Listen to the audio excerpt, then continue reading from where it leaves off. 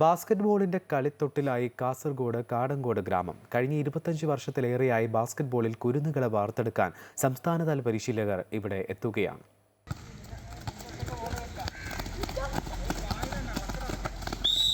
രാവിലെയും വൈകിട്ടും തീരദേശ ഗ്രാമമായ ചെറുവത്തൂർ കാടാങ്കോട്ടെ സ്ഥിരം കാഴ്ചയാണ് ബാസ്കറ്റ്ബോൾ പരിശീലിക്കുന്ന കുട്ടികൾ. തുടർച്ചയായ 7 മാസ കാലയളവിലാണ് ഇവിടെ പരിശീലനം നൽകി വരുന്നത്.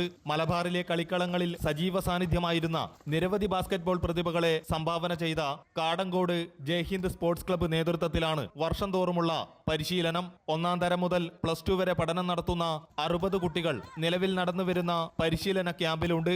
പരിശീലനങ്ങൾക്ക് കരുത്തും ആവേശവും പകരാൻ വൈകുന്നേരങ്ങളിൽ യുവാക്കളും മുതിർന്ന താരങ്ങളും ബാസ്കറ്റ്ബോൾ കളിയിൽ ഏർപ്പെടും. ഇടുക്കിയിൽ നടക്കുന്ന സംസ്ഥാന സബ് ജൂനിയർ ബാസ്കറ്റ്ബോൾ ചാമ്പ്യൻഷിപ്പിനുള്ള കാസർഗോഡ് ജില്ലാ ടീമിലേക്ക് ഇവിടെ പരിശീലനം നേടുന്ന 13 താരങ്ങളെ തിരഞ്ഞെടുത്തിട്ടുണ്ട്.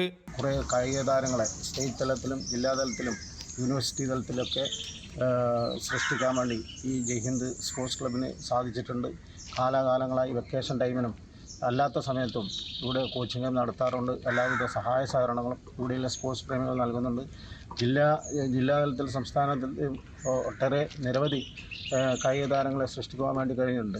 മുൻ ഇന്ത്യൻ താരങ്ങളും നേവൽ അക്കാദമി ടീം പരിശീലകരുമായ ടി.കെ. വിനോദ്, മുട്ടത്ത് ബാബുരാജ്, എം. നിതീഷ് കുമാർ എന്നിവരുടെ നേതൃത്വത്തിലാണ് ക്യാമ്പ് പരിശീലനം തുടരുന്നത്.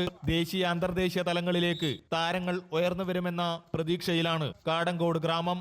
അമൃത ന്യൂസ്, കാസർഗോഡ്.